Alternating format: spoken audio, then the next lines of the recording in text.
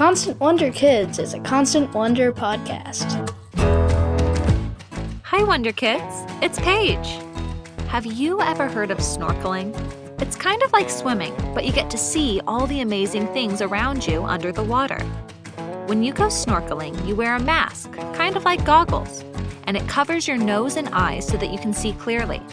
Then you have a tube, or a snorkel, in your mouth so that you can breathe in air while your face is in the water. Once you're set with your mask and snorkel, you're ready to go. A lot of the times, people snorkel in tropical oceans where there are coral reefs and hundreds of beautiful, brightly colored fish. But today, we're going to talk to someone who snorkels somewhere different. Rather than snorkeling in the ocean, Keith Williams chooses to snorkel in the rivers and streams here in North America. Okay, Wonder Kids, I'd like for you to make a prediction.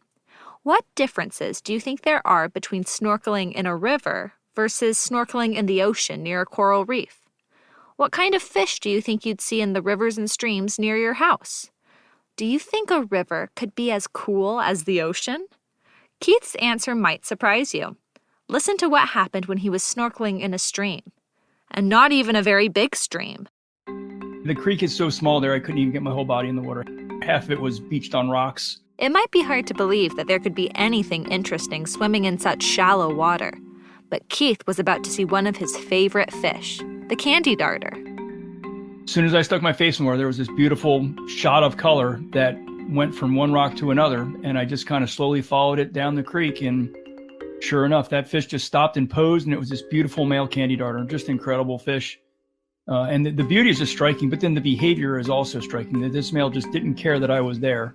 It was his turf. And he let me hang out with him for a while and take pictures of them. They're not huge fish, a couple inches long. And just unbelievable turquoise and orange and cream and red and fins. Just unbelievable coloration. I started out in my undergraduate degree in marine biology and spent some time on coral reefs. And the fish that I see in freshwater rivers and streams rival the colors that I see on coral reefs.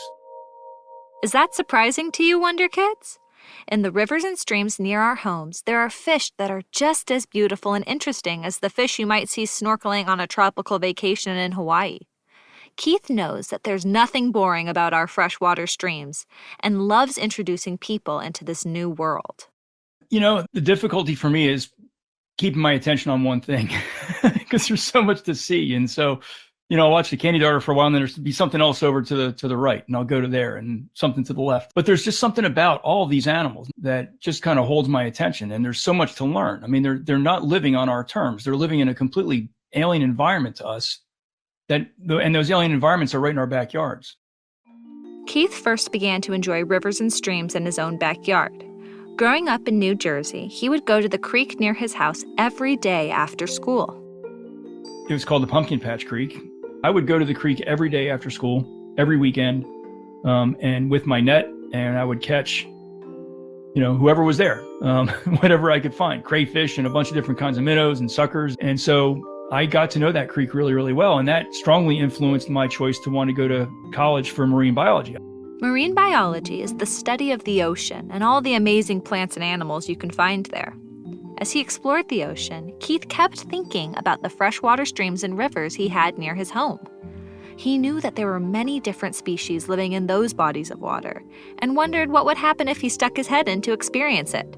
So he gave it a try in a little stream by his house. Now, this stream was kind of beat up. There was a big man-made pipe to control water flow emptying into it and lots of litter. Could there be life in a place like this? From the surface, it didn't look like there was anything there. And I really debated for a while whether I was going to put my face in the water there because it's a pretty dilapidated stream at that point. All the yuck that accumulates on our streams winds up in the river right there. There's litter all over the place. It doesn't look like a very healthy stream from the surface. And so I debated for a while whether I was going to snorkel that or not. And the other piece of it was I wasn't sure what I would tell people if they saw me snorkeling. I have a set response now, but at the time it was kind of embarrassing. It's kind of like wearing a life jacket in a bathtub kind of thing. Keith thought it might be embarrassing if someone saw him snorkeling in a dirty little stream. But once he stuck his head in the water, he didn't care what other people thought. But I stuck my face in, and the first thing I saw were common shiners. And as the name indicates, they're one of our most common fish in our rivers and streams. And there was a huge school of them. There were probably 50 fish, 50 common shiners right there that from the surface, you couldn't see them. And so for starters, I was blown away that there were even fish there to see, because from the top, their backs are all brown. And so they blend in with the bottom perfectly. But when you're looking from under the water, like Keith was, all of a sudden you see all these gold and silver-sided fish. And in the springtime, this was in the fall.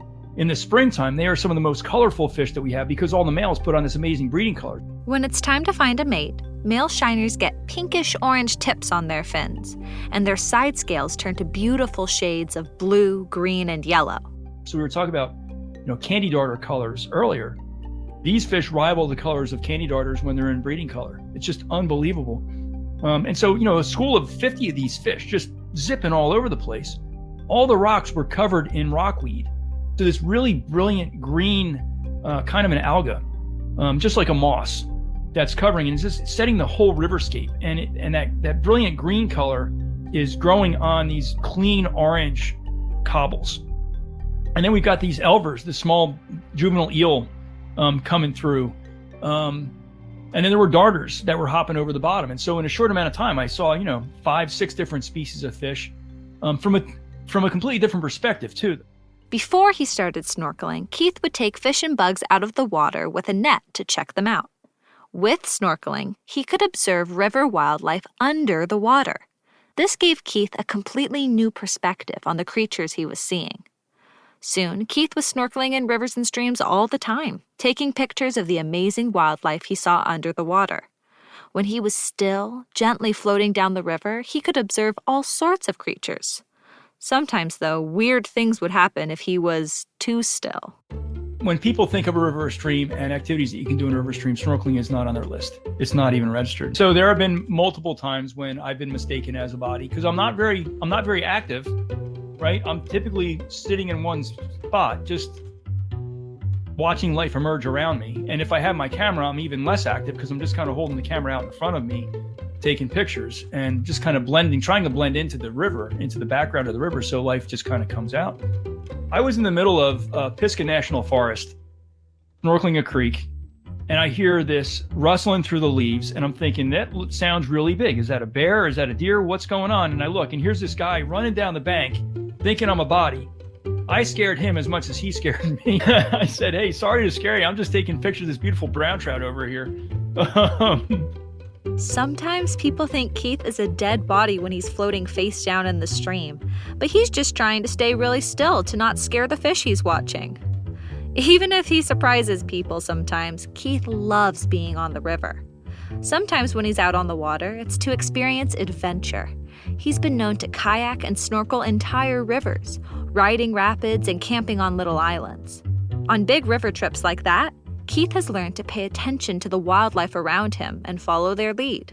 I kayaked the length of the Susquehanna River, and mergansers guided me through the rapids. They're a kind of a duck. They're beautiful. They have this orange crest. So they've got this crazy looking hairdo, right?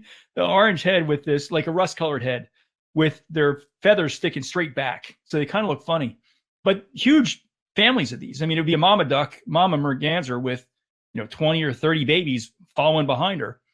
And I learned if I followed the mergansers, I'd find the water I needed. And I snorkeled my whole way down. So I would stop frequently and snorkel, and then I would get back in the boat and paddle. And, I was taking in the people and the birds, eagles and herons and mergansers, as much as I was taking in the organisms beneath the surface. It's this reverence kind of thing where, getting in the right frame of mind and just being grateful and appreciative of the experience and being able to be there. Keith says that being out on the river allows him to feel a sense of reverence. Do you know the word reverence? Being reverent means being extra careful and kind about something because you love and respect it a lot.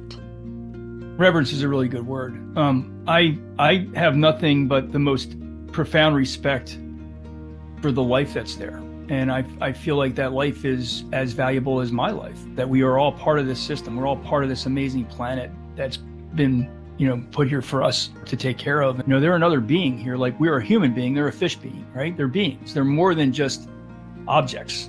Sometimes when he's on the river, Keith has special experiences that help to increase that sense of reverence. This happened one time when he witnessed a salmon at the end of her life. That was one of the most profound experiences I've had underwater. A friend of mine let me know that there were a bunch of Chinook salmon that were spawning in the Elk Creek, tributary to the Mackenzie River. And we went out there to snorkel and to video and take some still pictures. Spawning is when salmon lay and fertilize their eggs after making the long journey from the ocean where they lived their lives to the streams where they were born. In this case, that was a creek leading to the Mackenzie River in Oregon. I'm just enjoying being in the moment and what I'm witnessing and knowing, the incredible journey that these fish just went through in the course of their lifetime, being born in that spot, going out to sea, maturing, living out there for a couple of years and then coming back in again to spawn again. And this one female was just done, so I'm laying in relatively shallow water, about a foot. And I've been watching this female and, these fish are like zombie fish at this point because their bodies are falling apart, fins are falling off.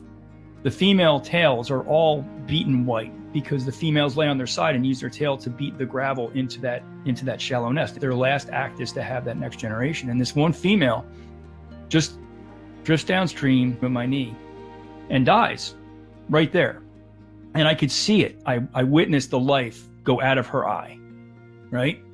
But then there's more to that because that fish in her death is providing nutrition to the rest of the ecosystem. So even in death, there's this hope that she was out at sea and in the process of being out at sea, put on all this biomass and brings nutrients, all these nutrients into the freshwater ecosystem and into the terrestrial ecosystem up in the Cascade Mountains. When Keith saw that salmon die, he was sad, but he also felt hopeful because of the amazing life she had lived and because of her small but mighty contribution to the natural world. An animal might come eat the salmon, and then later when that animal poops, remember our poop episode? That poop fertilizes trees with those same salmon nutrients. These fish end up helping lots of other living things. A lot of people look at fish as these lowly beings and the eyes are emotionless. But I don't agree with that. I've spent enough time watching all these different kinds of species of fish to recognize that there's so much more to them than just the emotionless eyes. Witnessing the salmon spawning was a special moment, a reverent moment for Keith. And it all happened because he knew that the river was a place where he could feel connected to nature and experience that type of awe and wonder. Awe and wonder are all throughout that. That's what keeps me going back into rivers. That's what got me in rivers in the first place, was this sense of every time I stick my face in a creek, even if it's something that's such a common water body that I see every day in my travels, I'm always struck by something I didn't realize was there or something that I knew was there, but what's that odd behavior that it's doing? So awe and wonder are all throughout that, and it really keeps me motivated to keep going back. Keith is able to experience awe, wonder, and reverence in rivers and streams by being close to incredible fish and wildlife. Can you think of a place in the natural world where you're able to feel reverent and have special experiences? Is it in the mountains? Maybe the beach? Or do you have a special spot in your backyard or local park where you can see nature at work? If you don't have a spot like that, I challenge you to find one. Like Keith and his river snorkeling, we can have special experiences in the natural world, even right around where we live.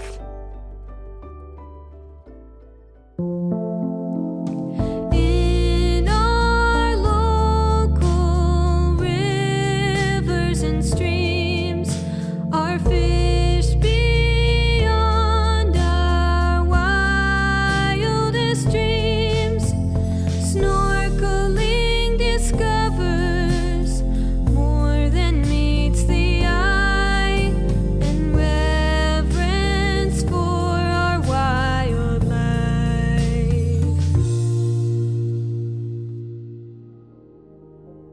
A quick word for you parents. I'm Marcus Smith, host of Constant Wonder, which is the source of material for Constant Wonder Kids. We made this episode because Constant Wonder has a whole lot of great stuff in it that kids will love too. But you may be wanting more. We have a whole episode devoted to Keith Williams and his very unique river snorkeling adventures. If you'd like to hear the full presentation, just go find Constant Wonder wherever you get your podcasts. The episode is called Snorkeling in Your Own Backyard, Practically. We actually think you'll love more than just one episode of our podcast, which is an ongoing quest to find awe and wonder in all nature, human or wild, vast or small, the kinds of encounters that move us beyond words. Remember when you had time for wonder? Well, we think you probably still do. Subscribe to Constant Wonder on your favorite platform. Constant Wonder Kids was produced by Paige Crumperman-Darrington with sound design by Mitchell Towsley. Tenery Taylor is the executive producer, and Constant Wonder Kids is a production of BYU Radio.